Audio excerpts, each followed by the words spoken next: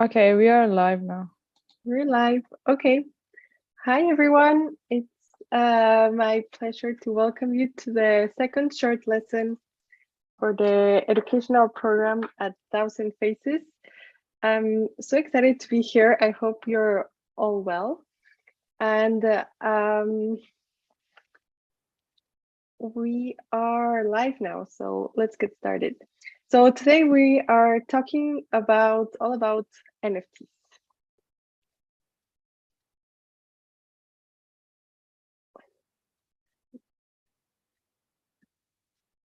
So, okay, what comes to mind when I say the word NFTs? If it's the first time that you start hearing about this, what's first thing that comes to mind? For some of you, it might be something like this. A lot of images, a lot of colors, a lot of different ways to represent art, and it's on the digital way, and here we see a wall full of different images. So this is might be really exciting and a bit overwhelming. So let's start from the beginning. What are some thoughts that come about NFTs? When we first start looking up for NFTs, an image that always comes up first are one of the first NFTs at the Ethereum blockchain, CryptoPunks. This was not the first NFT that was first ever created, but it was one of the first one that was created on the Ethereum blockchain. We see images of avatars a bit with pixels. Some other one that's quite popular is the Bored Apes Chat Club. This is for sure, if you look up, this is something that always comes up. It's also on Ethereum. One that was very well known due to its price at $69 million. It's the first 5,000 days from Beeple. These different NFTs were created by different labs. We also have different animation. For example, the Doodle Club at the right. You have more different tones. You see less pixels. So we see some correlation between all these different NFTs, and for all of us joining this call, we might all be familiar with one of the first NFTs created by that really brought up the female in the NFT world of women. These are not the only ones. These are just few examples that when we first hear about NFTs, these are maybe some of the most examples that come to mind. So I will play the devil advocate here. NFTs, you're all here because we're interested to learn more about NFTs, but NFTs, if you're not very familiar with them, you might also hear the bad reputation about NFTs. So what are some of the maybe things that people have said that maybe scare you from getting into NFTs? So NFTs have been described as vastly overpriced JPEGs of poorly designed animals and pixels. So there's the first one. Second one, are NFTs a revolution or a scam? Multiple people have called NFTs a scam. So let's put it out there. And the third one, said by the guitarist from Rage Against the Machine, a detached rich man's decadent hobby. So some of these descriptions about NFTs are maybe due to the price. It's a new world for a lot of people. So, well, we don't know something very well. We might have these images. So I put this out there. Now let's dive into what NFTs are. As you know, I love starting with a bit of history. We will not go deep into history, but just to get an idea. So the first NFTs started around 2012 when the Bitcoin blockchain was coming to life. So the first few NFTs were were done on the Bitcoin and counterparty blockchain. Some of them are Spells of Genesis, in 2014, 2015, and the rare peeps are also quite popular. And as I brought up earlier, we had a switch of another important blockchain that was brought to life in 2017, Ethereum, and the CryptoPunks were one of the first ones that were come to life in this blockchain. Then we have the birth of a lot of different groups, CryptoKitties. We have the OpenSea, that is one of the pioneer places where you can find the NFTs, and this was in 2018. Then we've had a progression from there. I will not go in through anyone. Until, as I mentioned, the Beeple's art for 5,000 years sold at 69 million. So NFTs have been rare, and at 2021, they have become more mainstream. So what are NFTs? The definition is non-fungible token. So what does this actually mean? So when I say non-fungible token, what it means is it's a crypto asset that cannot be replicated. It is used mainly for ownership over unique artwork. It's very important. It's a data unit, but it's not interchangeable. And it helps content promoters, content creators, and artists to promote their art. So these are some of the characteristics of non-fungible tokens. So to understand and have really an idea in the head, really what it means, let's see if we're talking about non-fungible tokens. What are fungible tokens? So for example, a fungible token is $1. $1 is the same as another $1 or $10. A semi-fungible token will be, for example, when you buy a ticket for a concert. This ticket is specific for the concert, right? It's for the person who bought the concert. However, if there's something happening, you can maybe change this on the event of something happening. You can change this ticket to the equivalent for another concert or another date. So if nothing changes, you cannot change it. But if something changes, it can be transferable to something else, to say it in a different way. And the non-fungible token, as we see here, are unique pieces of art. It's representing only one. So there's only one of a kind. Really, to understand this concept, and using different metaphors here, we're using, so the dollar for fungible is equivalent in physical of a non-fungible will be a piece of art like Mona Lisa. In the blockchain for digital tokens, the fungible aspect of a token will be something like the blockchain itself, Bitcoin, Ethereum, Polygon, you name it. However, the NFTs are the non-fungible. This means they're the unique one. And here is, again, another way to represent this. The euro, different currencies on the physical world are representing the fungible token, while on the blockchain, different, what you can change one Bitcoin for one Bitcoin. They're not unique, but you will not be able to change NFT. So this is just really for everyone understands it differently. This is really an example so you can really understand what it means. So let's dive more into what it means, NFTs, and why we're talking about them. It was estimated that in 2021, the market value for NFTs was up to 22 billion in sales. As I said, before this, NFTs already existed, but it was in 2021 that NFTs really came into mainstream.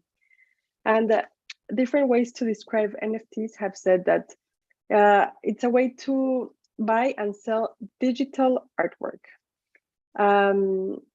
And we will see that at the beginning we're talking about digital artwork, but it will, however, how NFTs are evolving, it's not limited to only the digital aspect. So let's understand more how NFTs, what an NFT is. NFTs are unique items that live on a blockchain. So they have two components, right? So when you see an NFT, very often you see an image. So this image is living in a blockchain, but what this image is created of? It has two components. The first component is a component that is stored in a permanent centralized storage. One of them is IPFS, but that's not the only one. So there's a part that is stored. And there's the other part of attached to the image, that is the token itself. And this token is living on a public blockchain. So this part of the token, it has a unique set of metadata attached to it. So these two components are what makes an NFT. And just to emphasize, the part of the token that is attached to the blockchain, it can be any blockchain. So you can have an NFT in Ethereum, in Polygon, even on Bitcoin, for example. This is really your choice. It's a choice of the public blockchain. So now that we have described different aspects of what the NFT is, I want to talk a bit more of one of the most important aspects. So NFTs. So NFTs are related to art, and they can be an expression of art, a representation of digital art.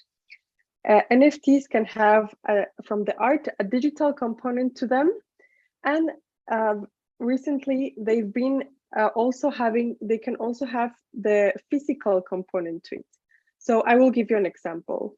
If you have an NFT that you love, for example, one of the here on the corner, a lot of projects now are selling the NFT from the digital space, and you can also buy the NFT on a physical level. So you can have both the digital and the physical. And this is when a lot of the uses of NFTs started. NFTs is art, but it's not only art. So NFT we're gonna see how NFT will have a lot of uses. The NFT, the token itself, it's like a capsule itself, right? It's an image of something, but it's a capsule. It's a capsule in a way. So with this capsule, we're gonna find a lot of uses. Another example that I can give you, for example, is if you're a fan of music, you can have an NFT as a ticket to a concert, as I mentioned earlier. And this NFT concert is unique to you. So it's not like the semi-fungible that it can be exchanged. This one is you buy an NFT as an NFT to a concert, and it comes with a code. And this is unique to the concert, unique to the moment, and it's only you are in charge and the owner of this NFT. So this is really interesting because the NFT is the image, the digital image of the ticket to go to the concert, but the value is that you can also attend the concert in real life. So this is where it's getting really, really interesting for NFT. So you have the digital aspect and you have the physical aspect attached to it.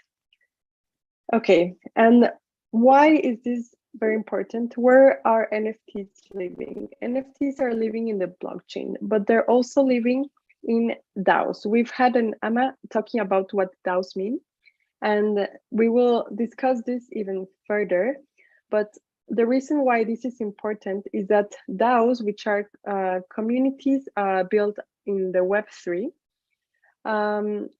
and NFTs is one way to exchange. Why is this important? I will tell you in 3 words: community, community, community. So, as I mentioned on the last lesson, Web3 is all about community, and the NFTs is one of the aspects that will really help bring this community aspect alive. So, an NFT, we can see it a different way to uh, describe an NFT. Is a digital membership card for the community members.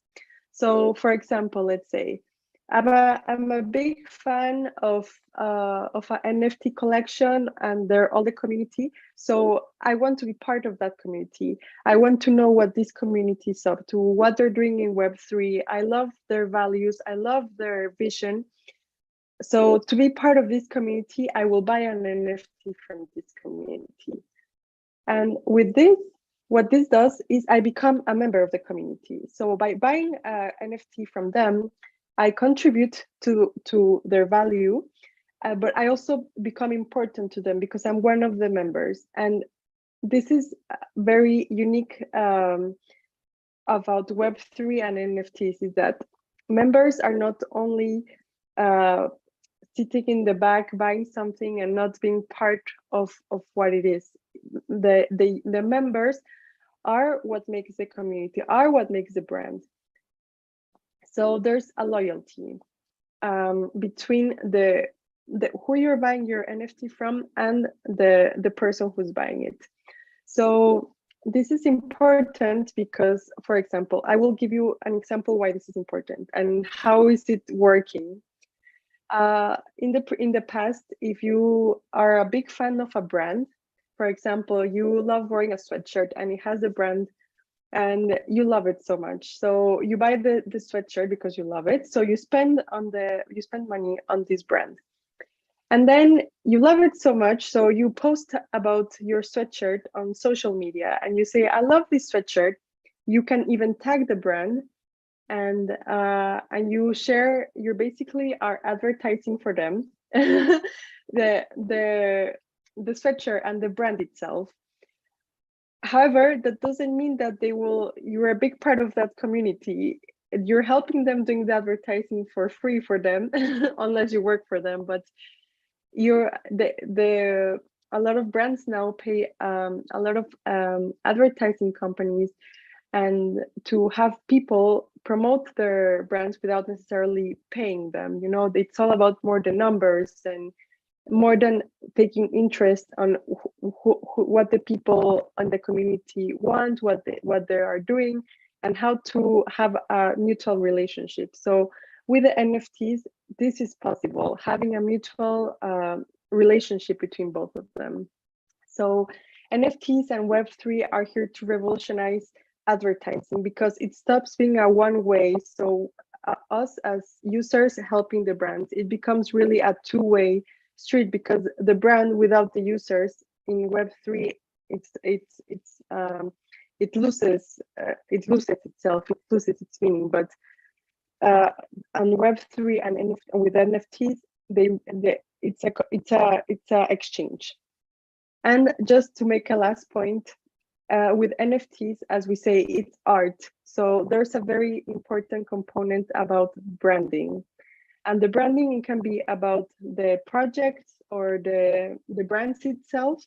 With the art, the uniqueness of the art, it's so important. But as we have seen, the users and having an NFT, they're unique NFTs, and you can also have unique NFTs created for as you like. So personal branding becomes important, and the space and how you portray yourself in the Web3 space with your NFTs, it becomes part of who you are, and it can really be a beautiful way to express yourself. So just to tease you a bit more, we are short on time, so I will speed up a bit. I've been talking a lot about images, but are we just talking about images for NFT? As I said, NFT is not the image itself. The image is attached to a token. So what else can be attached to this token? Have you thought about music? If you love a piece of music, can you imagine an artist revealing a piece of music, and then you can buy an NFT and have that specific part of the song that you love on an NFT that belongs only to you? There's also, for example, going to concerts and in a live concert, live moments. This is so important. It's beautiful moments that are created, that are remembered. NFTs can bring that part of the concert, part of an experience. Have you thought about live videos? These are just the beginning of many uses that NFT can have. So examples of NFTs, and to do a bit of self-promotion for Thousand Faces, NFTs can come in different ways. This is a beautiful image created by our designer. And as you say, I've mentioned some examples at the beginning, but the examples are endless. So if you're interested, definitely look up and you will find something that you love. Okay, as I said, NFTs from the before 2021 until now, they've been evolving a lot in terms of the pixels itself, the images itself, and now everything that is catching up, all the technology and the use of this token to life. So NFTs are evolving a lot, and the possibilities are endless. So they talk about how NFTs have evolved and will continue evolving. It's something that we will keep reviewing because it's so important and it will give us so much information. So I will definitely bring this up more in the future lessons. Okay, just to wrap up, we don't have space, we don't have time to go over each one specifically, but here are the 3 questions that I want you guys to answer. And for the first 3 people who answer them correctly, you can put your answer on the channel for general chat at our Discord, and the first 3 people who answer will get a small prize. So the first question: what makes NFTs valuable? Second question: can NFTs be replicated? Third question: what is the connection between NFTs and blockchain? So I will give you, to allow everyone the chance to answer, I will give you everyone a couple minutes an hour to see at our Discord, and in the next hour we will choose the 3 winners. That's it for me today. I will definitely have another lesson about NFTs and how to create an NFT, and as I said, how NFTs are evolving. But before I do that, I want to make sure that everyone understands blockchain, a bit how it works. I think this will really help us to move forward with the fun part with the NFTs. So coming up will be a lesson about blockchain and after NFTs. So that's it for me. We will have an question and answer session about our application for founders, female founders program coming up in a few minutes. So feel free to join. Thank you, everyone. Bye.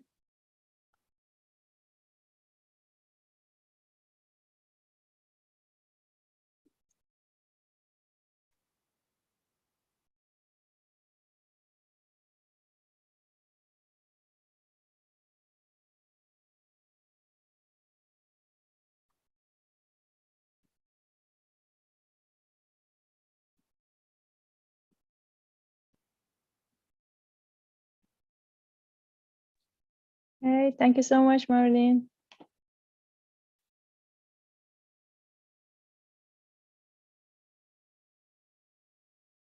Thank you. I think it's still recording on Zoom.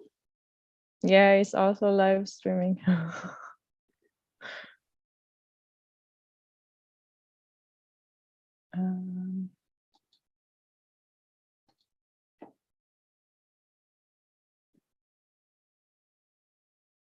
So maybe we can wait for